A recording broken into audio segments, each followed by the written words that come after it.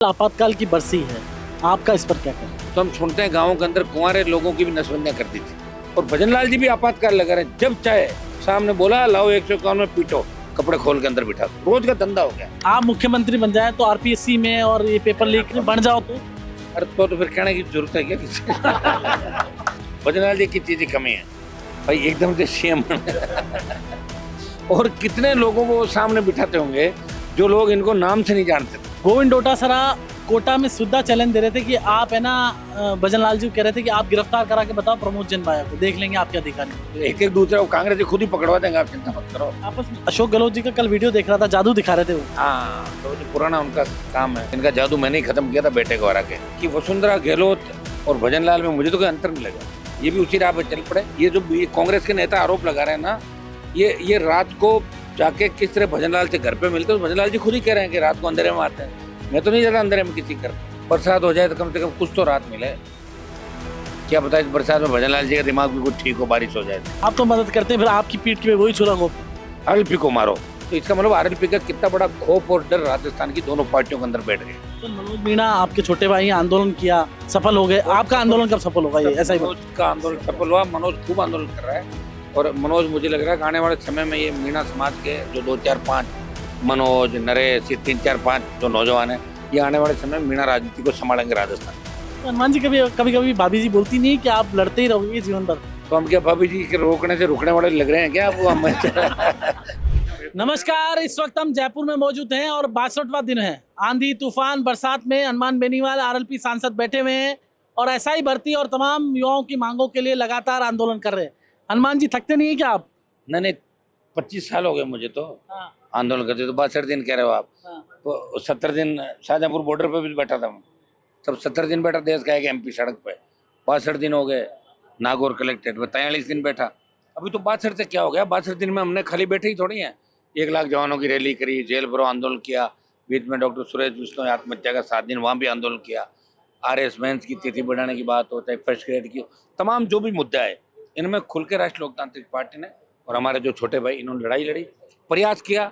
और तभी तो सुप्रीम कोर्ट से डांट खानी पड़ी राजस्थान सरकार को कि जब नेट का एग्जाम और तारीख आपस में मैच हो रही है तो क्यों करा रहे हो, आगे बढ़ा दी। तो सरकार को मुंह की खानी पड़ी। और आज सुप्रीम कोर्ट ने आरपीएससी को लेकर ये कह दिया कि वहाँ अभ्यर्थियों से ज़्यादा तो आरोपी है, तो सरकार को अपना भी आरपीएससी को भंग कर देना। ये मुद्दा तो बीजेपी का ही मुद्दा है। अब बीजेपी का मुद्दा हमें ही बीजेपी को याद दिलाना पड़ रहा है। इससे बड़ा दुर्भाग्य क्या होगा बताओ मुझे। और मुझे तो तरस आता है बीजेपी के प्रदेश अध्यक्ष पे कि जिन्होंने RS मेंस की तिथि बढ़ाने के लिए बच्चे जो बैठे थे उनको जूस पिला दिया जाके कि हो गई मेरी बात, और 3.5 मिनट भजनलाल जी से वीडियो कॉल पे बात करा के और कह दिया, और बाद में भजनलाल जी मना कर दिया, बोले नहीं यार करूँगा। तो इन्होंने स्विच ऑफ करके और पाली गिरा ली। 4 दिन फोन नहीं उठाया किसी का। अब जाके सोचा भूल भाल के तब जाके अब नजर आएंगे। वैसे मदन जी ज्यादा चुनाव जीतते नहीं है। विनोद का फोन उठा रहे हैं क्या भजनलाल? विनोद बहुत बड़ा नेता है साहब आने वाले समय का। अच्छा, हाँ बिल्कुल। वैसे आपने ज्यादा बड़ा बना दिया। नहीं है ही, वो तो कोई भी बन सकता है, भाग्य में जिसके लिखा है। मैं तो ये मानता हूँ कि जो हवाई जहाज से गिरा था गुजरात में और बच गया, मौत को उसने मात दे दी, या तो वो किस्मत वाला है, और या भजनलाल जी और मोहनलाल 3 लोग किस्मत वाले हैं देश के। ये बहुत बड़ी बात है, किस्मत इसको कहते हैं। इनके बाद में किस्मत पे भरोसा करने लगे। पहले मैं नहीं करता था, मैं कर्म पे ही भरोसा करता था। आजकल कर्म के साथ किस्मत भी जरूरी है। गोविंद डोटासरा कोटा में सुद्धा चैलेंज दे रहे थे कि आप है ना भजनलाल जी कह रहे थे कि आप गिरफ्तार करा के बताओ प्रमोद जनबाया को, देख लेंगे आपके अधिकारी। वो तो कराने के लिए खड़ रहा होगा, याद दिला रहा होगा भाई, मान लो कोई नहीं करे तो एक एक दूसरे को कांग्रेस जी खुद ही पकड़वा देंगे, आप चिंता मत करो। आपस में? हाँ 100%। हर 1-2 महीने में एक जाएगा अंदर। अच्छा। ये नए बवान दिला दिया ना याद, इनको याद ये नहीं था, अभी पहले इसको पकड़ेंगे और ये बीजेपी ज्वाइन कर लेगा प्रमोद जैन। वो कौन सा कम कलाकार है, भाग जाएगा बीजेपी। और अशोक गहलोत जी का कल वीडियो देख रहा था, जादू दिखा रहे थे वो। हाँ, तो जो पुराना उनका काम है, जादूगर की उपाधि उनको दी। इनका जादू मैंने ही खत्म किया था बेटे को हरा के। बाकी जो पूरी जादूगर की छाप हर कार किसी को कहते थे मैंने उसको ठीक किया, उसको किया, मेरा नाम आते कहते इसने मेरे को ठीक किया। हनुमान जी सत्ता से बिल्डर बड़े ऐसे डर से रहे हैं क्योंकि बिल्डरों के कई मामले सामने आ रहे हैं और ऊपर से बजरी वाला भी है। कुछ चीजें हमारे पास आ रही है आजकल में, सीधा सीधा CMO उन जो बिल्डिंग जो बना रहे हैं बिल्डर, और कुछ ऐसे विवादित जमीनों के मामले जिसमें सीएम ऑफिस और सीएम रेजिडेंट का सीधा सीधा हस्तक्षेप, ये कागज हमारे पास आ जाएंगे तो 1-2 दिन बाद इसकी भी प्रेस कॉन्फ्रेंस हम करेंगे कि वसुंधरा गहलोत और भजन लाल में मुझे तो कोई अंतर नहीं लगा, ये भी उसी राह पे चल पड़े और इनके लिए सही भी है कि वापस मौका तो मिलेगा नहीं, लेकिन जितने दिन करना करके निकलो अपने। क्या करना जैसे मतलब? दूसरे लोग करते हैं ना भाई, भ्रष्टाचार करना, अपने लोगों को एडजस्ट कर देना और फिर निकल के भाग जाना, फिर अगला कोई आएगा। ये तो परमानेंट तो है नहीं, पर्ची के मुख्यमंत्री हैं, तो कब उनका मूड बन जाए दिल्ली वालों को हटा दे इनको, तो ये पीछे क्यों रहेंगे फिर, ये कोई ना कोई तो आगे आएगा ना इस मामले में। बजरी की जिस तरह माइंस दिए, हमने ये मांग करी थी कि छोटे पट्टे किसानों को, बजरी के, लाइम स्टोन के, सैंड स्टोन के छोटे पट्टे किसानों को दिए जाए उनके खेतों में, तो अगर वो छोटे पट्टे किसान को दे दे तो किसान माला माल हो जाएगा साहब, और सरकार ये जो माफिया, बजरी माफिया पनप रहा है, ये खत्म हो जाएगा। पहले भी बजरी माफिया के खिलाफ कितना बड़ा आंदोलन हमने किया, बीजेपी के बहुत से लोग उसके पार्टनर थे। किसके? कौन? बजरी माफिया के। कौन नाम? अरे बहुत से, एक क्या, मैं तो उस समय ही बोला था कि कई लोग जो यहाँ से जाते थे होटलों में रखता ही अपने साथ ही था, सारा खर्चा सिस्टम उसी का होता था। अभी कांग्रेस के बहुत से लोग थे, जब सरकार गिर रही थी तो उसकी होटल में थी गहलोत सरकार, कांग्रेस बीजेपी दोनों उसकी जेब में रहते थे, और उसने जम के राजस्थान को लूटा। उसका अगर ऑपरेशन किसी ने किया तो राष्ट्रीय लोकतांत्रिक पार्टी ने बजरी माफिया को राजस्थान में ये याद दिला दिया कि हम मर्दानी नेता भी है, बिकाऊ नहीं है सारे। वो क्या, जो भी उसके खिलाफ बोलता 20-50 लाख रुपए दे देता, उसके सेट हो जाता, वो सोचता था सारे ही बिकाऊ है। और जब हमसे पहला पड़ा तो ईडी भी आई, सीबीआई 5 किलो का ताड़ा घर पे लगा के दीवार कूद के भाग गया था। वो तो पहले अगर सूचना नहीं मिलती तो पकड़ा जाता। वो तो कह रहे थे कहीं कि ऑपरेशन तो मैंने हनुमान बेनीवाल का कर दिया, चुनाव लड़ा दिया, हरा दिया। कहने से क्या होता है, वो कौन सा खुद लड़ रहा है। ऐसे हर कोई बेटा कह रहा है मैंने ये कर दिया वो कर दिया, हर कोई बेटा कह रहा है मैंने ये कर दिया वो कर दिया। अब कांग्रेस कह रहा है हमारी कैसे नहीं चल सकती, 5 साल थी ना तुम्हारी चल। देखो हनुमान बेनीवाल चुनाव नहीं आ रहा है, हनुमान बेनीवाल तो वहाँ बड़ा वोट में, और ये 28 की जो इस चुनाव खींचर के रिजल्ट के बाद आप 28 में देखना किस तरह हम जंप करेंगे। 3 से हम 1 पे आए, लेकिन हमने दोनों पार्टियों को मजबूर किया। पहले बीजेपी मेरे दरवाजे पर आई, गिड़गिड़ाई, मैंने उनकी 25 सीट लाया, 2 सीट दे रहे थे, 1 उनको वापस दे दी, 1 ही रखी। कांग्रेस 3 का कह के एक लेके भाग गई, 1 में कांग्रेस 11 के साथ 11 सीट बीजेपी की हराई। आगे ठीक होगा, आगे जो पंचायत चुनाव होंगे उसमें राष्ट्रीय लोकतांत्रिक पार्टी बड़ी ताकत बन के उभरेगी राजस्थान में। पैसा कहाँ से लाएंगे? पैसा तो पैसा है नहीं हमारे पास ऐसे ही चल रहा है। पैसा अगर होता तो फिर 50 सीट नहीं आ जाती क्या? पैसे से मैनेजमेंट होता है, पैसे से बहुत सी चीजें होती है। चुनाव के अंदर सब कुछ पैसा नहीं होता, लेकिन पैसे के बिना राजनीति नहीं होती। पैसे के बिना राजनीति हम ही कर रहे हैं भाई, तभी तुम अमित शाह मोदी के खिलाफ बोल रहे हैं, नहीं तो हमें कौन बोलने देता, हमारी ईडी सीबीआई आ जाती। ये जो कांग्रेस के नेता आरोप लगा रहे हैं ना, ये रात को जाके किस तरह भजन लाल से घर पे मिलते हैं, तो भजन लाल जी खुद ही कह रहे हैं कि रात को अंधेरे में आते हैं।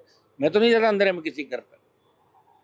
सर आपने जो रैली की उसमें मुझे ध्यान है कि 1 लाख की भीड़ हुई, तो मुझे एक व्यक्ति ने कहा, एक व्यापारी ने, कि यार मैंने तो दिल से खुद ने गाड़ियां भेजी, तो मतलब इतना लोग प्यार करते हैं आप। कौन सा व्यापारी? मैंने तो नहीं सोचा कोई ऐसा गाड़ियां भेजी होगी। हाँ ना, हमारे पास तो कोई व्यापारी नहीं, किसान खुद ही लाए थे सब बच्चे, और किसी ने कोई 1 आध गाड़ी भेज भी दी तो बड़ी डींग आंकड़े के लिए आपको कह रहा हो मैंने 50 भेजी, कहते हैं लोग, कार्यकर्ता खुद लाए थे। कई व्यापारियों का हमारा मतलब ही नहीं। व्यापारियों की पार्टी तो बीजेपी है भाई, आरएलपी थोड़ी है। अगर व्यापारी हमारी पार्टी में होते हैं तो हमारे बच्चे इस तरह मायूस थोड़ी बैठ रहे थे। देखो ये तो भूखे पैसे बैठ रहे थे हर टाइम, ये हालत देखो इन बच्चों को कैसे लड़ रहे हैं मेरे साथ। समोसा तो खिलाई देते हो आप, उससे क्या होता है? सर किसान खुश है, बरसात हो रही है अच्छी। बरसात और अच्छी होने की आवश्यकता, अभी पूरी बरसात हो ही नहीं राजस्थान के अंदर। बरसात हो जाए तो कम से कम कुछ तो राहत मिले। क्या पता इस बरसात में भजन लाल जी का दिमाग भी कुछ ठीक हो, बारिश हो जाए ठंड से।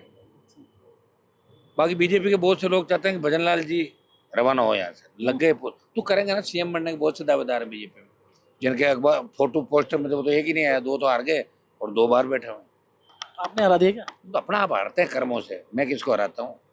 अपने कर्म जिनके होते हैं हार जाते हैं, जीत जाते हैं। आपने कहा था राजेंद्र राठौड़ को एक बार मैंने हरा दिया, अभी विधानसभा कांग्रेस से हराया था, आरएलपी नहीं खड़ी थी वहाँ पे। और उनका कहा होगा, मैंने सतीश पुनिया का बोला था, हमारे पार्टी लड़ी थी वहाँ पे। हमारे वोट कम आए थे क्यों? हमारा जो कैंडिडेट था ना वही सतीश जी मिल लिया जाके, फिर भी 5000 वोट आ गए हमारे वाला। कैंडिडेट चला गया, सरेंडर हो गया, नहीं तो 20000 वोट लेता हो। लेकिन पिछली बार सतीश पुनिया की मैंने मदद करी थी 18 का। बहुत से लोगों ने मदद करी यारी के अंदर। मेरी आदत है, जो आके कह देता है मेरी मदद करो, और मुझे लगता है कि मैं ये सीट नहीं जीत रहा हूँ तो मैं मदद कर देता हूँ। आप तो मदद करते हैं, फिर आपकी पीठ पे वही छुरा घोंपते हैं। वो तो हमेशा इतिहास उन्हीं लोगों को लिखा गया जिन्होंने बलिदान दिया, तो हम राजस्थान के लिए क्रांति लेके आए, बलिदान दे रहे, तो निश्चित रूप से सब जगह हमारी चर्चा चलेगी। आप कहीं भी बात करोगे, शुरुआत हमसे ही करेंगे। कांग्रेस बीजेपी कह रहे हैं कि हम एक हो जाएं, कोई जीते कोई हारे कोई फर्क नहीं पड़ता, हार जाएं कांग्रेस वाले के, लेकिन आरएलपी नहीं जीतनी चाहिए, आरएलपी को मारो। तो इसका मतलब आरएलपी का कितना बड़ा खौफ और डर राजस्थान की दोनों पार्टियों के अंदर बैठ गया। सर मनोज मीणा आपके छोटे भाई आंदोलन किया, सफल हो गए, आपका आंदोलन कब सफल होगा? ये ऐसा ही मनोज का आंदोलन सफल हुआ, मनोज खूब आंदोलन कर रहा है। और मनोज, मुझे लग रहा है कि आने वाले समय में ये मीणा समाज के जो 2-4-5 मनोज, नरेश, ये 3-4-5 जो नौजवान है, ये आने वाले समय में मीणा राजनीति को संभालेंगे राजस्थान के। रोडलाल जी आपसे नाराज क्यों हैं? डॉक्टर साहब उम्र ज्यादा हो गई ना, अब डॉक्टर साहब और राजेंद्र राठौड़ मेरे से 25-25 साल बड़े हैं। अब वो सोच रहे हैं कि हनुमान क्या मुकाबला करे, कैसे कर सकता है 25 साल बड़ा आदमी, बताओ मुझे। 75-76 के बाद तो बाद में अभी टिकटें भी नहीं मिलेगी उनको अगली बार, वो आगे उस नियम कायदे में मोदी जी वाले में। तो आपकी पार्टी है, मेरी में तो मैं कोशिश कर लूंगा। आपकी पार्टी में नियम है क्या? मेरे तो पार्टी में अगर वो आएंगे डॉक्टर साहब तो स्वागत है उनका, हम तो मिलकर लड़े हैं राजस्थान के अंदर। उस समय अगर रह जाते हैं हम साथ, 40 MLA आ जाते, छोड़ गए तो उनका डॉक्टर साहब भी क्या रुक नहीं पाते एक जगह, धैर्य नहीं उनको। आदमी तो अच्छे ना सर? आदमी सारे ही अच्छे हैं, धरती पे जो आया है हर व्यक्ति अच्छा है, हर व्यक्ति अच्छा भाई, जो धरती पे आया वो हर व्यक्ति अच्छा है। भ्रष्टाचार तो खोल रहे हैं, बीच के छापे। तो उन्होंने खोला सारा भ्रष्टाचार राजस्थान का। एक चीज ये तो तय कर दिया कि खाद डालना कि नहीं डालना, किसान भ्रमित हो रहे हैं भाई, सारी छापे मार दी, तो कौन सी दुकान से खाद लेना है, ये कम से कम एडवाइजरी तो जारी करे। डॉक्टर साहब को बोलो आप लोग कि अगर एडवाइजरी जारी नहीं करोगे तो किसान कौन सा खाद डालेगा, कौन सी दुकान के अंदर। और ये महुआ दोसा इस साइड में कौन सा खाद है, इधर भी तो छापे मारो थोड़े बहुत, इधर उधर जा रहे हो, इधर भी जाओ मीणा बेल्ट के अंदर, गुजर बेल्ट के अंदर। हाँ, भजनलाल जी कह रहे हैं, कल बीजेपी कार्यालय में कह रहे थे कि ट्वीट पे पूर्व मुख्यमंत्री बोल रहे हैं ऊर्जा, हमारे बिजली की कोई कमी नहीं है। भजनलाल जी की चीज की कमी है भाई, एकदम से सीएम और कितने लोगों को सामने बिठाते होंगे जो लोग इनको नाम से नहीं जानते थे। वसुंधरा जी भजनलाल जी को 10 साल तक तो जान ही नहीं कि इनका नाम भजनलाल, मजाक उड़ाती थी। तो आज वसुंधरा टाइम मांग रही थी, फिर उनके लिए इससे ज्यादा खुशी का क्षण नहीं हो सकता। वो तो मन ही मन मुस्कुरा रहे होंगे, सुनो कि मैं इस सीट पे बैठ गया और देखो इनकी क्या हालत हुई है 20 साल। मानो किरोड़ीलाल जी को देख लो, आज किरोड़ीलाल जी को भजनलाल जी टाइम लेना पड़ता है, टाइम नहीं देते। मुझे पता है इस बात, अंदर की बात का, कि डॉक्टर साहब सोच रहे हैं कैसे करके विरोध करके मैं उनके साथ बैठ जाऊँ, अच्छा महकमा ले लूँ, तो मुझे लगता नहीं पार पड़ेगी। भजनलाल जी चले जाए तो हो सकता पार पड़ जाए। डॉक्टर साहब को महकमे की लड़ाई हो, ज़्यादा नहीं है, सीएम वाली नहीं उनके ना, वो तो कह रहे अच्छा महकमा आ जाए ना, थोड़ा आराम कर ले, यही है उनका झगड़ा। सर आज मैं घनश्याम तिवारी जी का पॉडकास्ट कर रहा था, वो ये कह रहे थे कि अब मेरी वसुंधरा जी कोई लड़ाई नहीं, मेरी पहले भी लड़ाई नहीं थी। वैसे घनश्याम जी जब युवा मोर्चा के अध्यक्ष थे तो वसुंधरा जी उनके वहाँ प्रदेश मंत्री थी। घनश्याम जी वसुंधरा जी से बड़े नेता थे बीजेपी के, इसमें कोई दो राय नहीं। और इनके शायद अब पुराने लोग हैं तो आपस में दोस्ती होगी क्योंकि पहले तो दोस्ती थी दोनों की अच्छी, मुझे ध्यान है पहले अच्छे दोस्त थे घनश्याम तिवारी वसुंधरा जी। मेरे तो नहीं मैडम, मेरा कोई लेना, शुरू से झगड़ा किनसे है, वसुंधरा जी दोस्ती नहीं थी ना मेरी नहीं कभी। तो ये पुराने मैडम के दौर के तो ये लोग है ना, घनश्याम जी, किरोड़ीलाल जी, दूसरे जो लोग हैं, अशोक गहलोत। आप यंग थे ज्यादा, 25 साल मैडम बड़ी है, आप यंग थे ज्यादा। वो तो पार्टी के अंदर हमने उनके साथ कई रैली जो परिवर्तन यात्रा थे, और 3 में हमारी टिकट उन्होंने काटी थी, और 8 में मैं लड़ नहीं रहा था बीजेपी से, लेकिन दूसरा जो खेमा था ये चाहता था मैं बीजेपी से लड़ूं, और मेरे कहने से 12-13 टिकट बीजेपी ने पूरे राजस्थान में दी, और मुझे 9-10 लोग जीत के आए थे। तो मैं, और फिर मैं 2 महीने बाद ही फिर वसुंधरा झगड़ा करके, और झगड़ा क्यों हुआ? क्या झगड़ा तो वही लोकतंत्र, पुराना ही झगड़ा है। झगड़ा क्या होता है, जमीन का झगड़ा नहीं है, बस नहीं अच्छी लगती है हमें इसलिए झगड़ा हो गया। दिखने में अच्छी नहीं लगती वैसे? अरे ऐसे थोड़ी कह रहा हूं, आप ही तो बोल रहे हो अच्छी नहीं लगती भाई, उसका जो सिस्टम है हमें पसंद नहीं। राजा महाराजाओं वाला जो भ्रष्टाचार का, आसपास के लोगों का जिस तरह ओछी राजनीति वो करती थी, तो वसुंधरा जी को तो राजस्थान से भगाए हमने, बाकी किसी में हिम्मत नहीं थी कि वसुंधरा के खिलाफ 5000 की भीड़ इकट्ठी कर ले। हमने मैडम को रवाना किया और तभी भजनलाल का अवतार हुआ। भजनलाल को वैसे मेरा हमेशा धन्यवाद देना चाहिए कि अगर मैं वसुंधरा के खिलाफ नहीं लड़ता तो भजनलाल नहीं आते, ये तय था। हनुमान जी कभी भाभी जी बोलती नहीं कि आप लड़ते ही रहोगे जीवन भर सत्ता में? तो लेट आई है तो भाभी जी का, भाभी जी पहले लड़ रहा हूँ, भाभी जी तो 9 में आई है, तो 90 से लड़ा, 19 साल तो लड़ लिया उससे पहले ही। सत्ता में भी कभी आओगे लड़ते ही रहोगे? तो हम क्या भाभी जी के रोकने से रुकने वाले लग रहे हैं क्या आपको? हम वो दूसरे नेता होंगे जो कि भाभी जी कहते मत लड़ो, घर में चले जाए 8 बजे। हम तो 8 बजे बाद ही लड़ाई शुरू होती है हमारी रात को। रात को कौन सी लड़ाई शुरू? रात बैठा ना मैं, ये लड़ाई नहीं क्या, आपने इस राजस्थान में एक आदमी देखा होगा जो 3-3, 4-4, 5-5 बजे, वो सुबह 5:30-6 बजे भी बालोतरा में एक दिन में भाषण दे रहा, जब कहा कि बालोतरा में घुसने देंगे पिछले सरकार के समय। तो मैं जालोर साइड में चला गया था, तो मैंने कहा 5 बजे, बच्चों ने कहा आ जाओ। 5:30 बजे 6 बजे स्पीच खत्म किया मैंने। सुबह 10 बजे का टाइम था, सुबह 6 बजे तक। ये इंतजार राजस्थान में सिर्फ हनुमान बेनीवाल का ही करता है। माताएं, बहनें, किसान, बुजुर्ग, जवान, हनुमान हमारा है, हनुमान ही हमें सही दिशा देगा राजस्थान का सत्ता।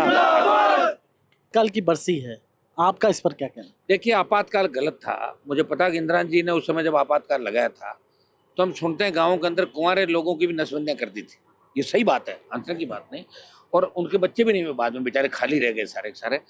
अब और ये अघोषित आपातकाल मोदी और अमित शाह ने लगा रखा। ये भी आपातकाल, वो भी आपातकाल था जब बहुत से नेता जेल के अंदर गए।